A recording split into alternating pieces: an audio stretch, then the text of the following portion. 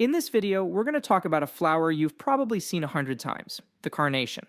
But believe me, this common bloom has a surprisingly rich history, a secret language, and some amazing hidden talents. So let's dive in and uncover everything you need to know about the carnation. Okay, first things first. This is not just any old flower. Get this, its fancy scientific name, dianthus, actually comes from two Greek words, dios, meaning divine or god, and anthos, meaning flower. So yeah, from the very beginning, the carnation was literally known as the flower of the gods. How cool is that? Talk about a reputation to live up to. Alright, so what is this divine flower really? Let's get into its profile, where it comes from, and what makes it so special. And yeah, like we just said, that scientific name, Dianthus caryophyllus, is a direct shout out to its divine status back in ancient Greece. In fact, it was so respected that they would use it in ceremonial crowns for athletes. I mean, that is some serious legacy. Now, you might think a carnation is a carnation, but nope, they're not a one-size-fits-all kind of flower. There are really three main types you'll see. First, you've got your standard carnation. That's the classic one, right? The big, single flower on a long stem. Then you have spray carnations, which have these cute little clusters of smaller flowers, and they're perfect for making bouquets look super full. And finally, there are the dwarf varieties. You'll see these little guys all over the place in gardens and hanging baskets. So where did they come from? Well, they're originally from the Mediterranean region. And get this, people have been growing them for over 2,000 years. You know their signature look, those beautiful, kind of ruffled, fringed petals. And the leaves have this really cool silvery gray or blue-green color. If they're happy, these plants can get pretty tall too, sometimes reaching up to a full meter high. Okay, are you feeling inspired yet? Maybe thinking about growing your own? Good, because this next part is all about getting your hands dirty. Let's go over how to grow and care for these awesome flowers. Alright, getting the conditions right is absolutely key. Carnations are total sun lovers. They need at least 4 to 6 hours of direct sun every single day. They like it not too hot, not too cold. A moderate temperature range between 10 and 20 degrees Celsius is perfect. For the soil, it's got to be well drained. Something like a sandy loam is great, with a pH that's just a little acidic or neutral. And water, just keep it consistent. A nice deep watering once or twice a week should do the trick. I've got 3 top tips for you to get the most out of your carnations. First up is something called pinching. When the plant gets to be about 30 centimeters tall, you just pinch off the top 10-15 centimeters. This actually encourages it to branch out and give you way more flowers. Then, when it's time to harvest them, be a little patient. Wait until at least one flower on the stem is all the way open. And finally, for keeping them beautiful in a vase, here's a pro tip.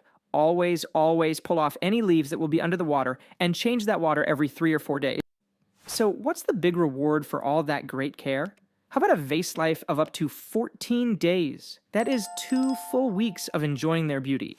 It seriously makes them one of the longest lasting cut flowers you can get. Okay, now we're getting to my absolute favorite part. Did you know carnations have a secret language?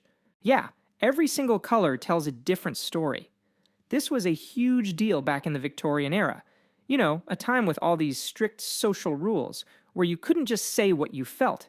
So what did they do? They used flowers to send secret messages. It's like a floral code.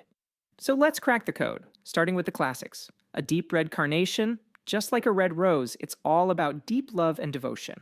A really powerful message for someone you care about. And white carnations, well, they're a symbol of good luck. Just perfect for someone who's starting a new job or a new chapter in their life. Let's keep going. What about pink? Pink carnations are a beautiful way to say thank you, to show gratitude. They're basically the perfect I appreciate you flower. And purple? Oh, purple is fun. It represents spontaneity and adventure, the perfect gift for that friend who's always up for anything, But hang on, a little word of warning. Not all carnations had a happy message. In the language of flowers, yellow ones can actually symbolize rejection. Ouch. And striped ones can mean regret. So yeah, maybe think twice before you hand those over to someone. Okay, so beyond the colors and their beauty, carnations are just packed with cool trivia. Let's run through some fun facts that prove they are way more than just a pretty flower. Alright, you ready? Rapid fire fun facts. They're the official birth flower for January. They're also the flower for a first wedding anniversary. They are the national flower of not 1, not 2, but 3 countries: Spain, Monaco, and Slovenia. Students at Oxford University actually wear them to exams for good luck.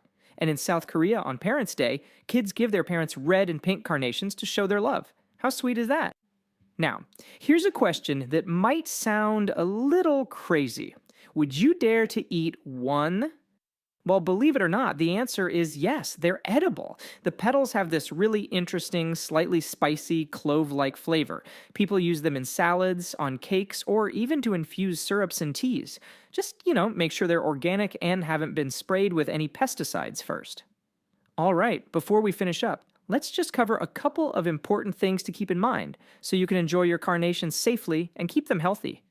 So here's the deal on safety. While they are totally fine for us humans to eat, they are mildly toxic to cats and dogs.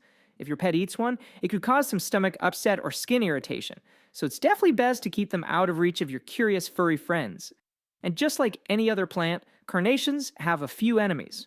You'll want to watch out for pests like aphids and spider mites. And they can sometimes get fungal diseases, especially if it's really humid. So what's the best defense? It's pretty simple, actually.